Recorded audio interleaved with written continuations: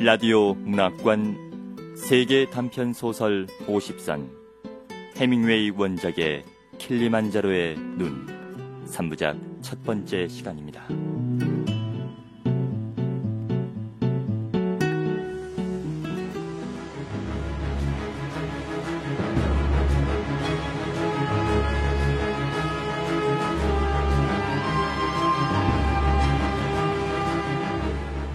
해발 5,895m, 눈 덮인 산 킬리만자로.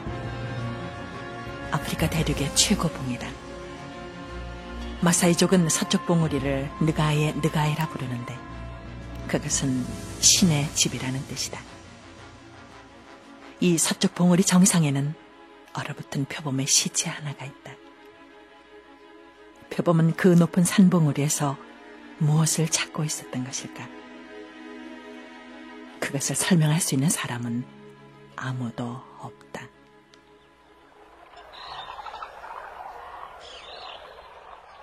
놀라운 일은 전혀 고통스럽지 않다는 거야. 그래서 썩기 시작했다는 걸 알 수 있는 거지. 그게 정말이에요? 그런데 이렇게 악취를 피워서 미안하군. 아주 역겨울 거야. 제발 그런 말씀을 하지 마세요. 저것들 좀 보라고. 저것들이 모여드는 건 내 꼴을 보고 그러는 걸까? 아니면 이 고약한 냄새 때문일까? 그가 누워있는 간이 침대는 미모사 나무의 넓은 그늘 아래 있었다. 평원에는 몸집이 큰 새 3마리가 보기 흉한 꼴로 웅크리고 앉아있고 하늘에는 10-30마리의 새들이 재빠르게 날면서 검은 그림자를 만들고 있었다. 저 새들은 트럭이 고장난 날부터 지금까지 저기 버티고 있어. 언젠가 내 소설에 쓰고 싶을지 모른다는 생각에 저 녀석들을 유심히 관찰했지. 지금 생각하니 우습지만 말이야. 소설에 쓰지 않았으면 좋겠어요. 그냥 해본 말이야. 뭔가 짓거리는 게 훨씬 편하거든. 하지만 당신을 귀찮게 하고 싶진 않아. 제가 당신을 귀찮아하지 않는다는 거 잘 알잖아요. 비행기가 올 때까지 되도록 편하게 해드려야 되는데. 아니면 비행기가 오지 않을 때까지도 말이지. 제발 제가 할 수 있는 일을 말해주세요. 무엇이든 제가 할 수 있는 일이 있을 거예요. 그럼 이 다리를 잘라주구려. 그러면 고통이 멎을 거야. 그렇지 않으면 날 총으로 쏘든지. 해리, 제발. 당신은 명사수니까. 내가 당신한테 총 쏘기를 가르쳐줬잖아. 제발 그런 말씀은 하지 마세요. 책 읽어드릴까요? 무슨 책? 가방 속에 든 책 중에서 아직 읽지 않은 걸로요. 난 그걸 듣고 있을 수가 없어. 말하는 게 제일 편해. 말다툼이라도 하고 있으면 시간 가는 줄 모를 거야. 전 말다툼하고 싶지 않아요. 더 이상 다투지 말아요. 아무리 화가 나도 말이에요. 아마 오늘쯤 그 사람들이 다른 트럭을 갖고 돌아올 거예요. 어쩌면 비행기도 올 거고요. 난 꼼짝도 하기 싫어. 당신을 좀 편하게 해주기 위해서라면 몰라도 이제 움직인다는 건 내겐 아무 의미도 없어. 그건 비겁해요. 괜히 남의 욕하지 말고 마음 편히 죽게 내버려둘 순 없어. 내게 욕을 해봤자 무슨 소용이 있겠어. 당신은 죽어가는 게 아니에요. 어리석은 소리 그만해. 난 지금 죽어가고 있어. 의심이 간다면 저 녀석들한테 가서 물어보라고. 그는 크고 추악하게 생긴 새들이 구부린 날개 속에 벗겨진 머리를 파묻고 앉아있는 쪽을 바라봤다. 저런 새들은 야영지 근처라면 어디에나 있는 거예요. 그동안 당신 눈에 띄지 않았을 뿐이죠. 자포자기만 하지 않는다면 당신은 절대로 죽지 않아요. 그런 건 어디서 읽었지? 바보 멍텅구리 같으니라고. 다른 사람 일이라고 생각하세요. 맙소사. 그게 바로 내 직업이었지. 그리고 나서 그는 한동안 말없이 누워있다가 타는 듯한 더위로 이글거리는 평원 건너편의 덤불언저리를 바라보았다. 거기에는 누런 들판을 배경으로 조그맣고 하얀 사냥 몇 마리가 있었다. 바람이 참 시원하죠? 책이라도 읽어드릴까요? 아니, 괜찮아. 술 한잔 할까? 당신 몸에 해로울 거예요. 책에도 술을 마시지 말라고 적혀 있었어요. 술은 절대로 안 돼요. 몰라! 예, 주인님. 위스키 소다를 가져와. 알겠습니다. 술은 안 돼요, 해리. 제가 말한 자포자기가 바로 그거예요. 술은 당신한테 해로워요. 아니야. 술은 내 체질에 맞아. 그는 이제는 모든 게 끝이라고 생각을 했다. 이 상태로 마시겠다느니 마시면 안 된다느냐고 싸우다가 죽는 거다. 오른쪽 다리가 썩기 시작한 후로 통증이 없어졌다. 그리고 죽음에 대한 공포감마저 사라진 지금 그가 느끼는 것은 심한 피로와 이것이 삶의 종말이라는 데 대한 분노뿐이었다. 좋은 글을 쓰기 위해 충분히 이해될 때까지 간직해왔던 생각들도 이제는 쓰지 못하게 될 것이다. 어쩌면 그거는 처음부터 쓰지 못할 것이었는지도 모른다. 그래서 자꾸 미루면서 시작을 늦춘 건지도.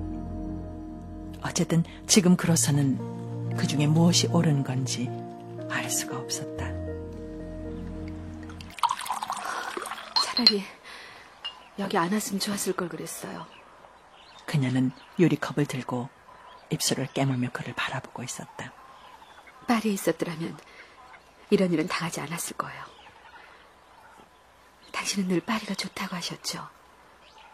전 당신이 원하는 데라면 어디든지 좋았어요.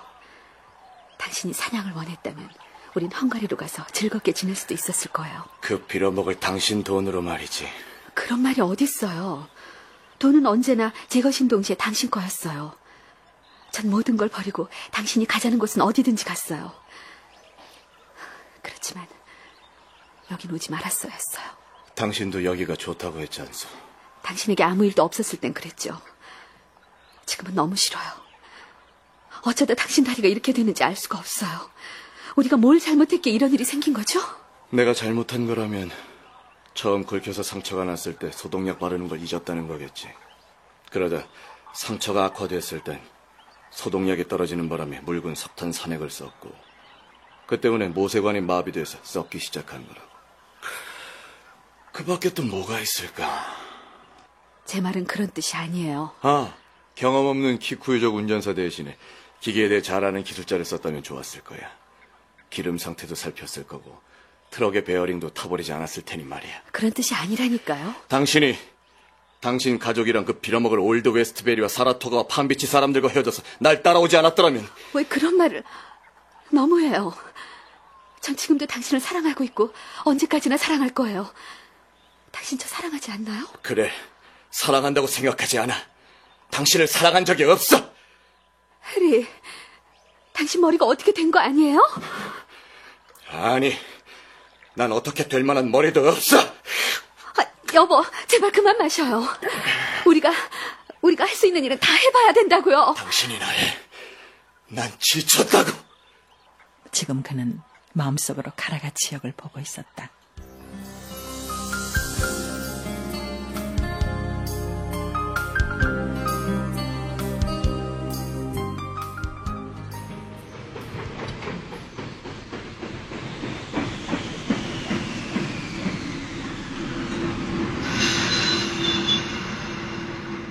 그는 짐꾸러미를 들고 서 있었다. 심플론 오리엔트 철도 회사 소속 열차의 헤드라이트가 어둠을 뚫고 달려오고 있었다. 그때 그는 한동안 머무르고 있던 크라키아를 떠나려는 참이었다. 이것은 그가 글을 쓰게 되면 소재로 쓰려던 것 중에 하나였다. 아침 식사 때 창 너머로 불가리아 산정의 눈을 바라보며 난센의 비서가 노인에게 저것은 눈이냐고 묻는다. 그러자 노인은 그쪽을 바라보며 대답한다. 아니, 저건 눈이 아니야. 눈이 오기엔 아직 일러. 비서는 다른 여자들에게 똑같은 말을 되풀이한다. 저건 눈이 아니래요. 눈이 아니구나. 우리가 잘못 봤어. 그러나 그것은 틀림없는 눈이었다. 그가 주민 이주 사업을 담당하고 있었을 무렵 그는 주민들을 저 눈 속으로 보냈다. 그들은 그 눈을 밟고 다녔고 그의 겨울 죽었다. 그의 크리스마스에도 가오일탈 높은 곳에는 일주일 내내 눈이 퍼부었다. 그래서 그들은 네모꼴의 커다란 사기 난로가 방 절반을 차지하고 있는 나무꾼의 집에 묵고 있었다. 그들은 너도 밤나무 잎을 가득 넣은 요위에서 잠을 잤다. 그때 탈주병이 피투성이게 된 발로 그 눈 속을 걸어왔다. 헌병에게 쫓기고 있습니다. 도와주십시오. 그들은 그에게 털 양말을 주고 그의 발자국이 눈에 묻혀 없어질 때까지 얘기를 늘어놓으며 헌병을 붙들어뒀다. 그때 그들은 눈보라 때문에 마들랜드 산정에서 발이 묶인 채 일주일 내내 가드놀이를 하고 있었다. 이번에도 이르셨군요, 렌트 씨. 아무래도 이번 판에 크게 한몫 잡아야겠어. 렌트 씨는 돈을 잃으면 잃을수록 더 많은 돈을 걸었고 결국 그는 몽땅 털리고 말았다. 그때는 눈만 뜨면 노름을 했다. 그는 지금까지 자신의 인생에서 노름으로 보낸 나날들을 떠올려 봤다. 하지만 나는 노름에 대해서는 한 줄도 쓴 적이 없었지. 휴가에서 돌아오는 오스트리아 장교들을 태운 열차를 폭격하고 뿔뿔이 흩어져 도망가는 장교들에게 기관총을 쏘아댔던 그 일에 대해서도 쓰지 않았어.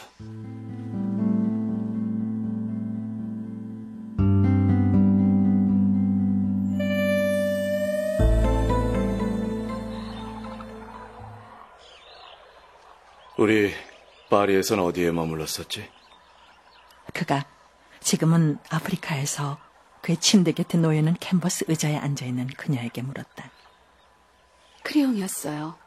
당신도 아시잖아요. 내가 그걸 어떻게 알아? 거긴 우리가 늘 머물곤 하던 곳이잖아요. 아니, 늘 머물진 않았어.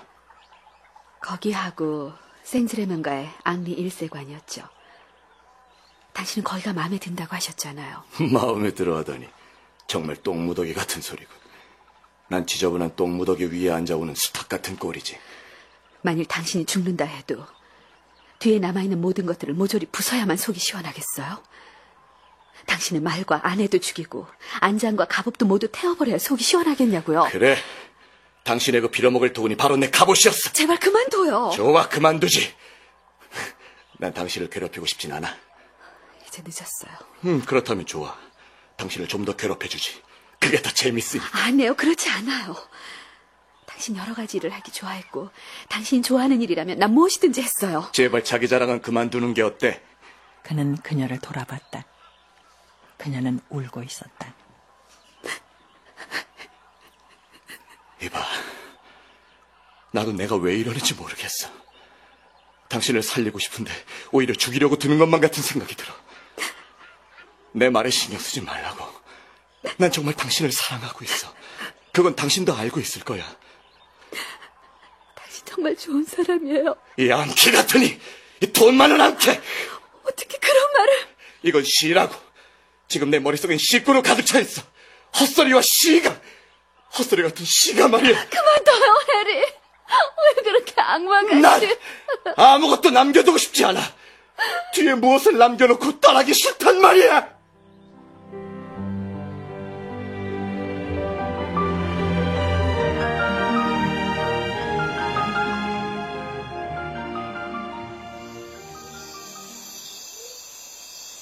어느덧 저녁 때가 됐다. 그는 잠시 잠에 빠졌다가 눈을 떴다. 언덕 너머로 해가 지고 벌판에는 어두움이 깔렸다. 그는 작은 짐승들이 머리를 찹싸게 구부리고 꼬리를 휘휘 저으면서 숲속에서 꽤 멀리 떨어진 이곳까지 나와 있는 것을 지켜봤다. 심부름하는 소년이 그의 침대 옆에 앉아 있었다. 마님은 사냥하러 가셨어요. 주인님, 뭘 해드릴까요? 아무것도 필요 없어. 그녀는 식사했을 고깃덩이를 장만하러 나간 것이다. 그녀는 그 시야에 들어오는 이 평원의 작은 구역을 소란케 하지 않으려고 꽤 먼 곳까지 나갔을 것이다. 언제나 생각이 깊은 여자야. 그가 그녀에게 접근했을 때 그가 이미 끝장난 상태였다는 것은 그녀의 잘못이 아니었다. 그가 마음에도 없는 말을 짓거리게 된 후로 그의 거짓말은 진심에서 우러나오는 말보다 여자들에게는 더욱 효과적이었다. 그가 거짓을 말했다기보다는 그에게는 말할 만한 진실이 없었다는 편이 옳을 것이다. 그는 인생을 마음껏 즐겼고 그 관계가 끝나면 이번에는 좀 더 많은 돈을 가진 다른 사람들과 즐겼다. 그렇지만 마음속으로는 늘 이런 생각을 하고 있었다. 언젠가 이 사람들, 이 대단한 부자들에 대한 글을 써버리라. 사실 난 이들과 한패가 아니지. 다만 난 이들의 사회를 정탐하는 스파이라고. 그러나 그는 쓰지 않았다. 그 이유는 날마다 아무것도 쓰지 않고 안일만을 일삼으며 자기 자신을 경멸하는 인간이 되어버려 재능이 무뎌지고 일에 대한 의욕마저 약해졌기 때문이다. 아프리카는 그가 인생의 전성기에 가장 행복한 한때를 보낸 곳이다. 그래서 그는 인생의 새 출발을 위해 여기에 왔다. 지금 이걸로 삶을 마친다 해도 그녀 탓은 아니야. 그녀가 아니었어도 다른 어느 여자가 있었을 테니. 언덕 너머에서 한 방의 총소리가 들렸다. 그녀의 총솜씨는 기가 막혔다. 이 착하고 돈 많은 암캐, 친절하게 이를 데 없는 시중꾼, 그리고 그 재능의 파괴자. 당치 않은 소리. 나는 내 재능을 사용하지 않음으로 인해서 파괴해가고 있는 거야. 게다가 내가 생활을 하기 위해 선택한 것은 펜이 아니었잖아. 내가 새로운 여자와 사랑에 빠지면 의뢰 먼저 본 여자보다 돈이 많았으니까 말이야. 과거에는 남편과 자식도 있었고 애인도 있었지만 그들에게 만족하지 못했던 그녀가 그를 작가로서, 남자로서, 반려자로서, 자랑스러운 소유물로서 지극히 사랑하고 있는 것이다. 그때 탁 트인 평야를 가로질러 캠프 쪽으로 걸어오고 있는 그녀의 모습이 보였다.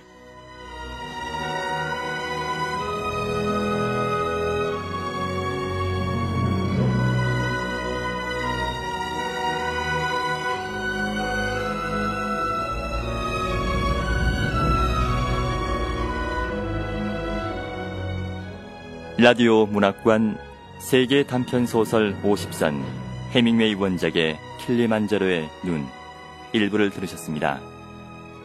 노인과 바다로 잘 알려져 있는 해밍웨이는 퓰리처상과 노벨 문학상을 수상한 미국의 대표적 작가인데요. 오늘은 해밍웨이의 작품 세계와 미국 문학사의 위치에 대해 승령여대 영어영문학과 박인찬 교수의 도움 말씀을 듣겠습니다.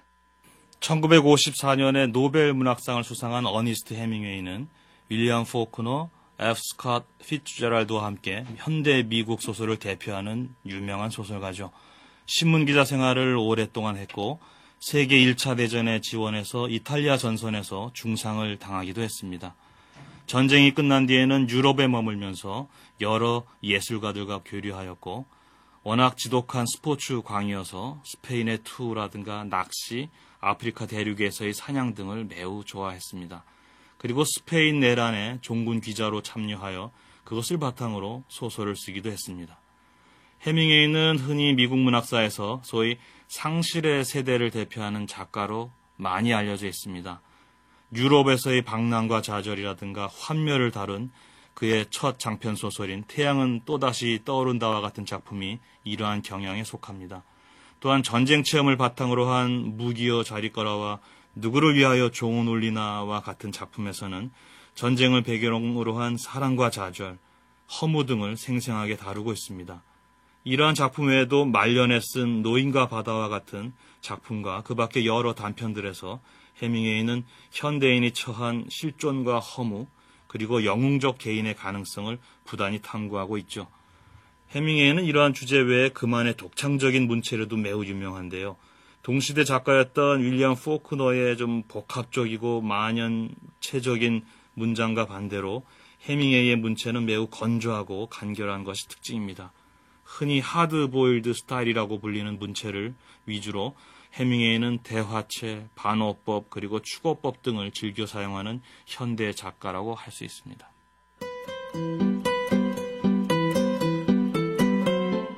권윤의 연출, 정진아 극본, 해밍웨이 원작의 킬리만자로의 눈 일부를 마칩니다.